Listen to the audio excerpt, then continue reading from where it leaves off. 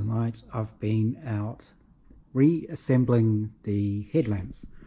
I sent the reflectors off for resilvering. They've come back, they look really good.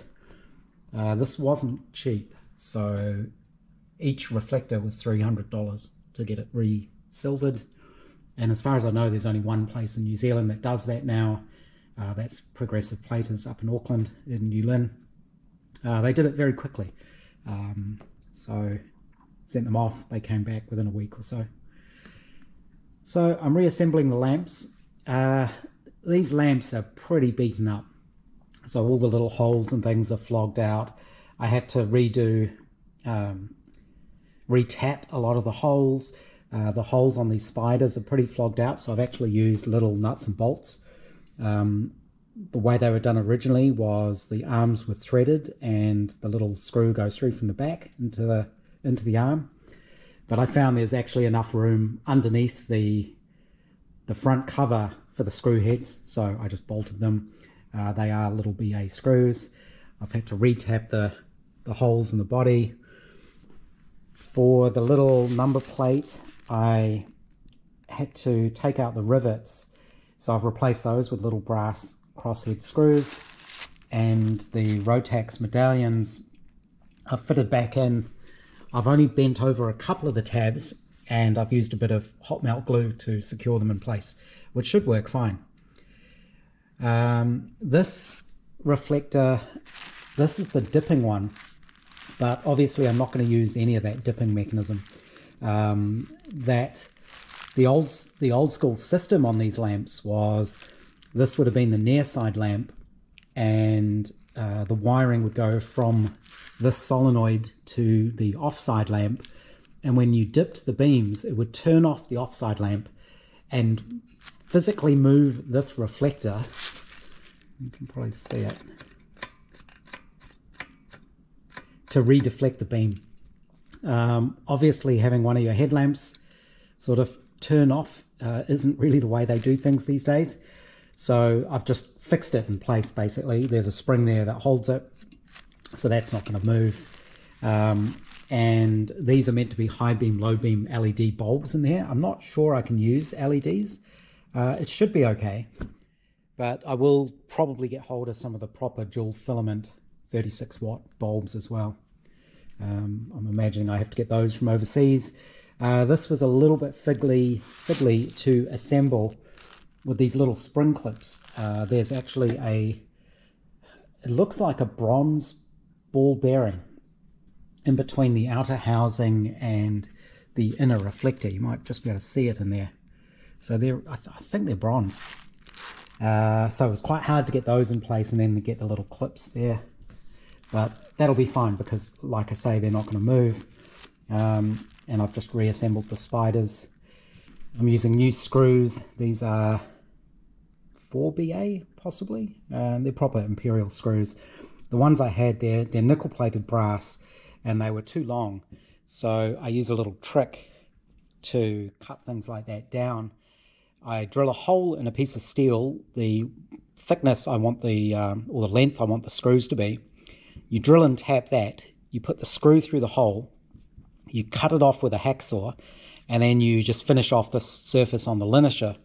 And what it does is it gives you nicely finished screws, all the exact same length, and when you unscrew it from the block, it cleans up the threads on the end so that those will now thread in nicely.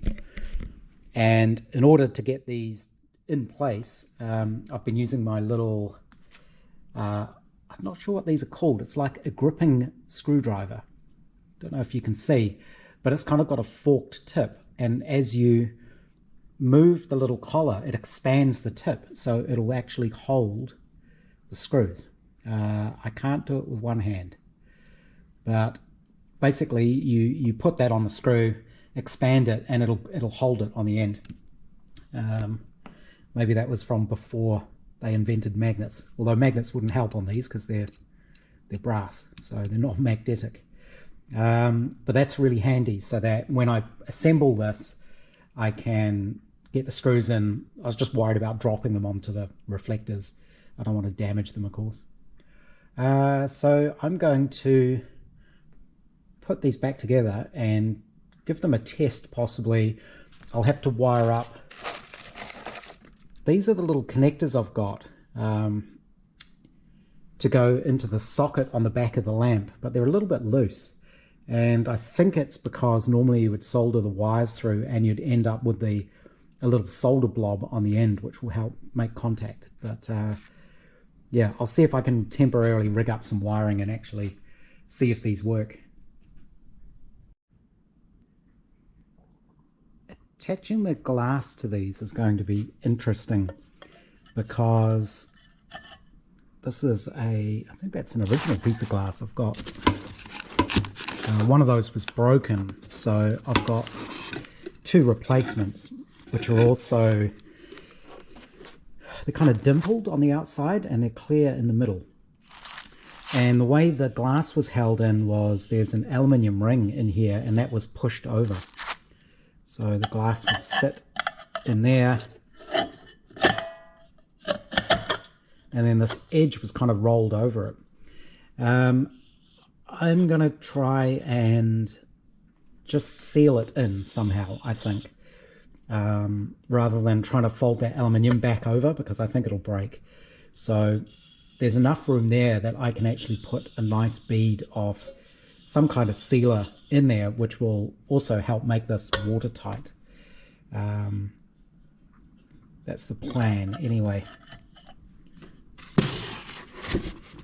But I've temporarily, very temporarily, wired up a little plug, so I might take one of these into the lab and see if it actually lights up. That definitely works. I've already managed to get dust on the reflector. I'll have to clean that off. The two wires gives you the two different beams. So the low beam is just less power. I don't think the actual beam pattern is any different. So that's low, that's high. So if I... It's going to be hard without shorting it out, but it's on a good power supply, so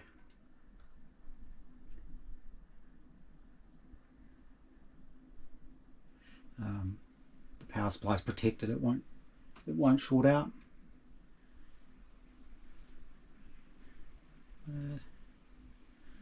Yeah, it seems to work.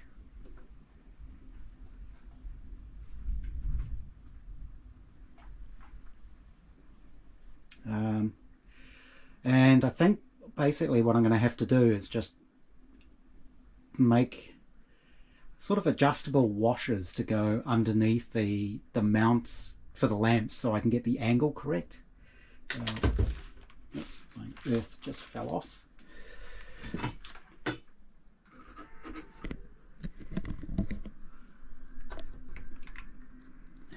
So let's try that's the low beam. It's actually buzzing. You can hear it making a. There's my. Of course, it earths through the body of the lamp. So the only thing I've got there to actually attach it to is the bolt, where the bolt goes. So that's quite big. So,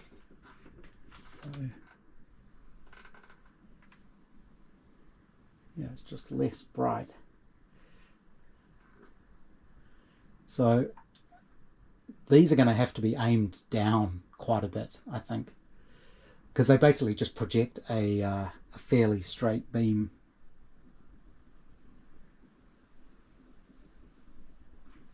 I'm not sure if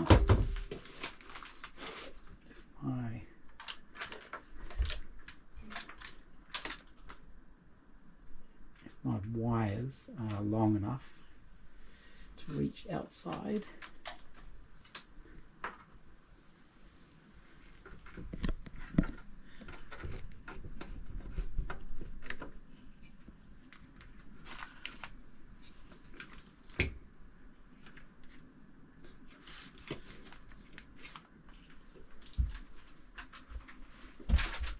No, I can't.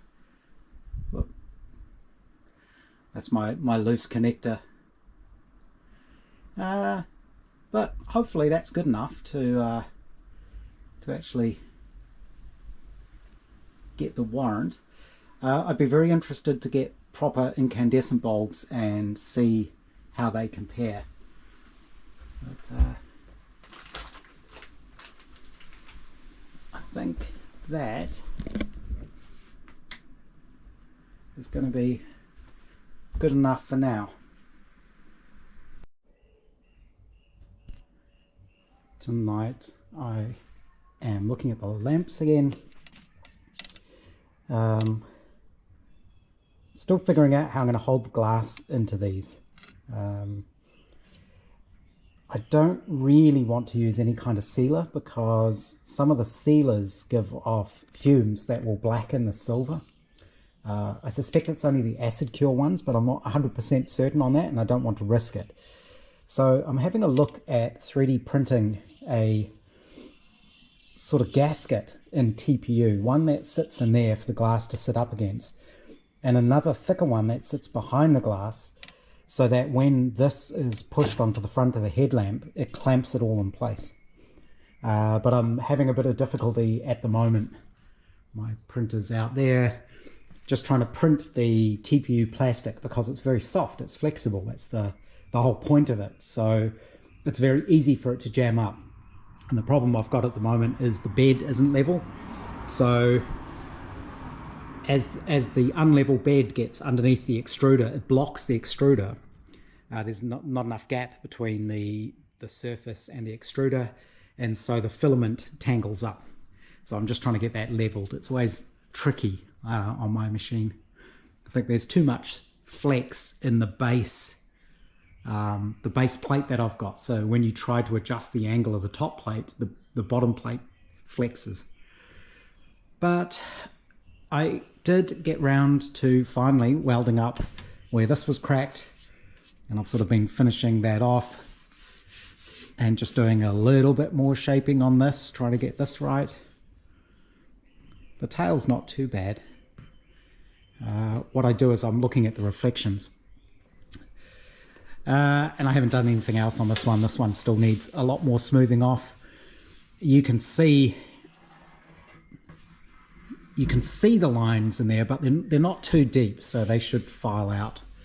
And I've still got little flats. There's a flat spot there. But I am getting much better at feeling what's going on with the wheel and being able to put in the right amount of shape in the right place. It's just practice, lots and lots of practice.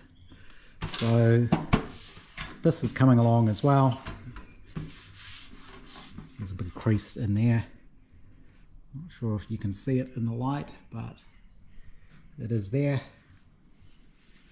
It's very interesting doing this trick at museums or car shows, actually really looking at the surface finish on a panel, and a lot of them aren't as straight as you would expect. So that's coming along. And the other thing I did was I got my little fuse box. So this is obviously modern, but it is a, I'll open it with one hand. Here we go.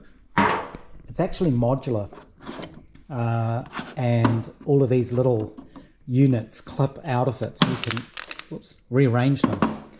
I was able to turn one of the relay holders around. So this is for the relays, which fit in like that. I was able to turn one around so that it'll actually fit the flasher unit, because if you put it that way, it's too big and it overhangs the side of the box.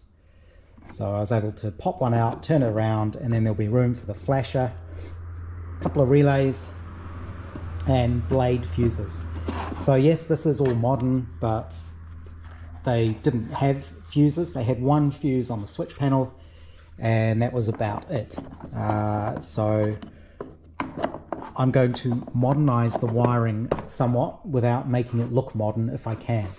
So I think what I might do is, originally I was thinking of mounting this inside the car somewhere, but obviously there isn't much space inside the car. I do have all of this space on the firewall, so I think I'm going to be mounting these here, because then I can easily run the cables down here and through into the cockpit, and I've got easy access to where the main battery feed comes up, all of that kind of stuff. But what I will do is make a maybe brass or painted steel cover that just hides all of this, just a box that goes over that, and I think that'll nicely hide the fact that it's all modern, and all you'll see is the cabling coming out. And then if you need to get into that, you'll unscrew that. I'll use little captive nuts, and that should disguise that, hopefully, but it means it's all easily accessible. The idea is that you can take the body off and leave most of the wiring intact. I think possibly the only thing that will be attached to the body, and I'm not even 100% certain I need it, there's conflicting information around this, but I may need a high stoplight, and if I do, it'll be a clip-on thing that'll sit up here underneath the boot lid.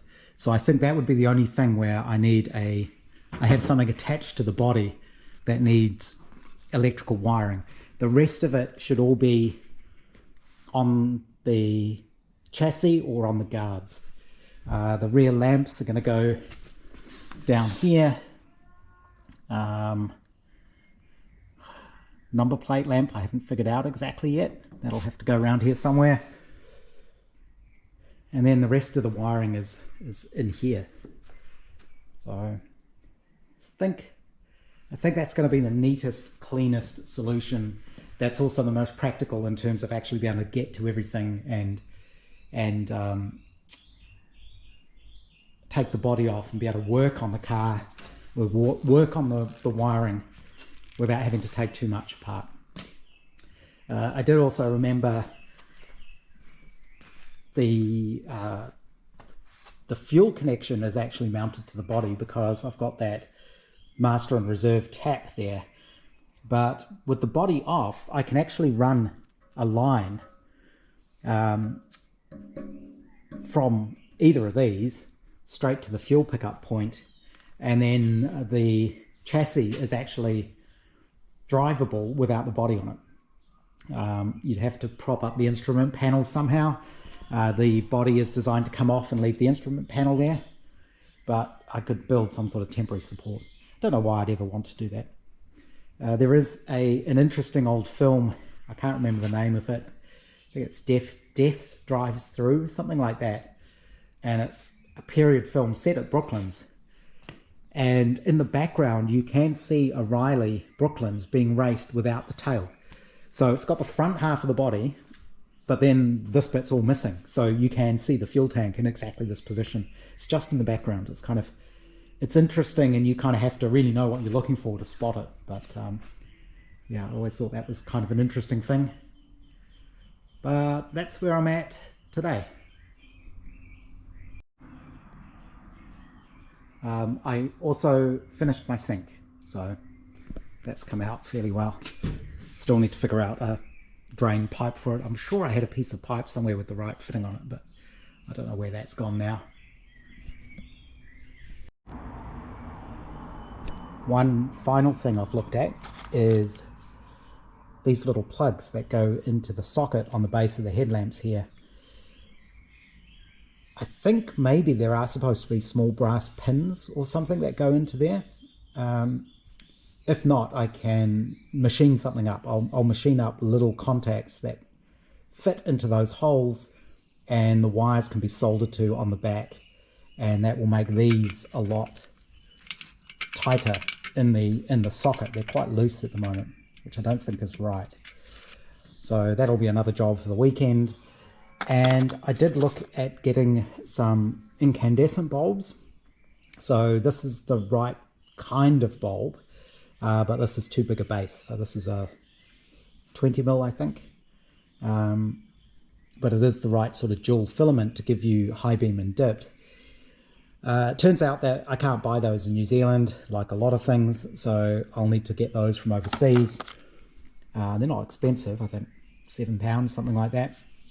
You can get an uprated one, which is, I think it's 45 watt and 36 watt. So when I figure out the wiring and order the correct fabric covered wire, I'll get some bulbs and things as well. I have been looking at drawing out the schematic for the wiring of the car. I've got it all on scraps of paper, little bits and pieces. I did look at trying to find an online tool to let me draw it up nicely, but there isn't really anything around that's free and good. So I'll probably just draw it up by hand.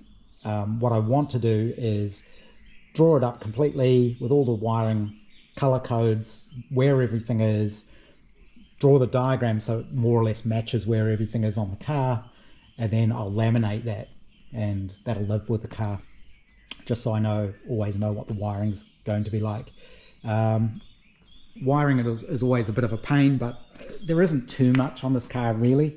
If you do it piece by piece, it's not too hard. But what I want to do is figure out exactly where all these things will live, and then I will actually measure out with string exactly where the wires need to go, where I'm going to run them, and how much of it I'll need. I think that's going to be the best way to do it. And then you can buy the cable by the meter. Of course, I have to get that from the UK. So again, I can't just buy loads of it because the shipping will be too expensive. So that's another thing on the list to do.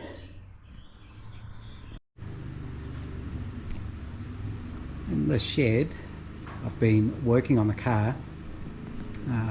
Just did a little garden update, and the eagle-eyed among you may have noticed that there was something missing. I don't have the Land Rover anymore, so you can see that Land Rover shaped hole there. I sold that on to some people from Auckland who drove down to see it. A chap and his son drove down together, and then they took it away with them. So that's gone off to a good home. I've been working on the car. This one's coming along really nicely, so is the tail. These are the right sort of shapes. But I did have a look at the front again, and I ended up having to weld up some cracks in it, and I've been trying to get the shape of that right, and it's super frustrating. And I've been working it so much, just trying to get the shape right in here, that one, I've put lots of gouges in it because I've been being a bit rough, but two, this weld has now hardened so much it's cracked. So I'd have to re-weld this. But I've kind of got to the point where it's gone out of control on me. It's almost right, but this piece here doesn't fit quite right. And I'm sort of struggling to see what's wrong. I think the actual problem is this half of it fits reasonably well, even though the shape isn't perfect. It does match the frame. But something in here is all wonky. I think maybe this is overstretched, or else another piece isn't stretched enough. So you can see here now, this is sitting too high. But if you do pull this down, it all kind of goes into the right place. But you can see the big ripple there. So I kind of need to move that more into this corner. But even then, it's just wrong. I think the shape's, it's just got away from me now, and there's too much shape in it, and it's just so hard to take that out. I think I'll probably just end up redoing this panel. So it's a lot of work, but it's all practice. Yeah, I do want to get that right, so I think that's probably the best thing to do. Wiring, I've decided I am going to put the fuse box there, and I will make a small cover to go over it so you don't really see that it's a plastic fuse box. It'll just be a metal box with wires coming out of it. That should be fine. And the headlamps, I thought I could get away with 3D printing sort of gasket things, and then clamp, and then when the cover's on, it'll just hold it all in place. I don't think that's going to work. This is TPU plastic. It's sort of rubbery plastic. It's a real pain to print. I think the hardest thing I've ever tried to print is wax, for lost wax casting, because it's so soft. This is almost as bad. It just keeps jamming up on me. Very, very annoying, very frustrating. So I think I'll just have to go with the original plan, which is the way they're done anyway. I may still be able to print a thin gasket to go in there out of this plastic, this rubber. But I think I am just going to sort of seal these in, and I'll just have to do some research on figuring out what sealant I can use that isn't going to upset the silvering, the tarnishing. If you use an acid cure one, you'll make the silver go black. So I need to find out what it is I can use that won't affect the reflectors. I'm tempted to try hot glue because it actually stands up really well, works really well, but you can always unstick it with isopropyl alcohol. If you spray it with isopropyl, it softens it, it'll come undone. The reason I'm not going to do it the way it was done is because this aluminium strip now has been folded over and unfolded, and it'll just break. It's so brittle already. I don't think it would survive me trying to clinch it back down over the glass. So still working on that. I might need to put something on these little connectors just to hold them in place a bit better. So still working on the lamps. My little sink though, I've got a drain thing now and a big container just to drain it into, and I've been thinking of adding a tap because it occurred to me that's the water tank that collects all the water off the roof of the shed, and it's full all the way. It fills all the way to the top. I think that pipe there is the overflow, so it's filled up to that level, which means these down pipes are actually full of water up to sort of the top of that tank.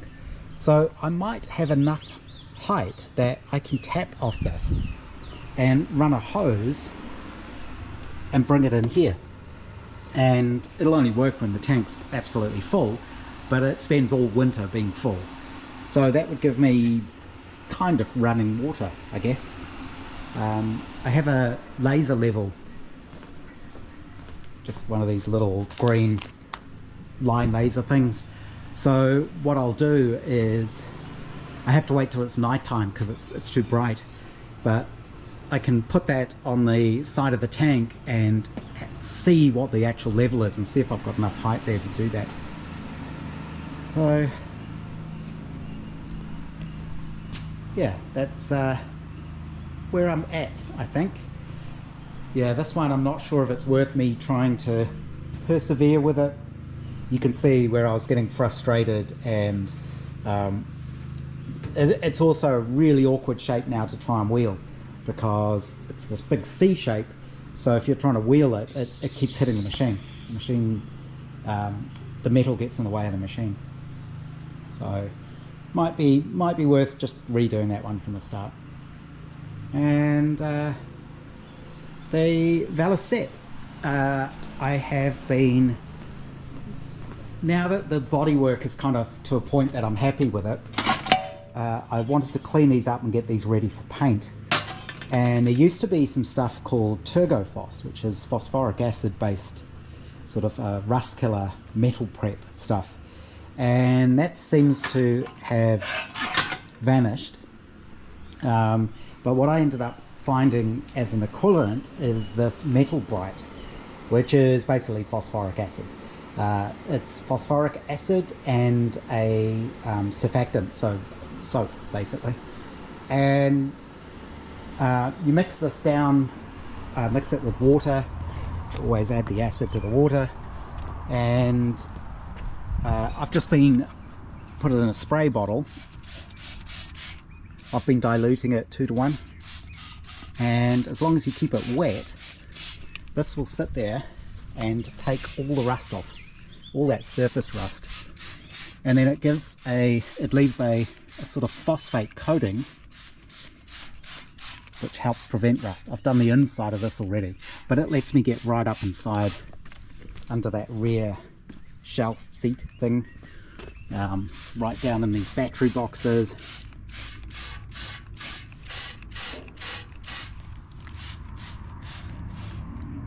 And the reason it's behind here is it's nice and shady so it doesn't dry out. And then once all the surface rust is gone, some dirt on it, I have been washing it off with boiling water. You can see I've moved my little jug over to here, and that should then leave it protected until I'm ready to prime it. And I actually bought a spray can of primer, so I can give it a light coat to protect it. But you can see the metal's kind of got a bit of a white powdery almost. It isn't actually powder, that's the zinc phosphate, so that's supposed to help prevent rusting. So I did this as well, although you can see it's already flash rusted a tiny bit, but all of that would come off when you sort of prep for paint. So I did all of these as well. This had surface rust on it, and they've all come up pretty well. So still haven't actually figured out what parts I need. That will be the next thing, and I still haven't done anything on the Meccano. But yeah, it's good. Now it's spring, I think there'll be a lot more time for doing stuff out in the shed.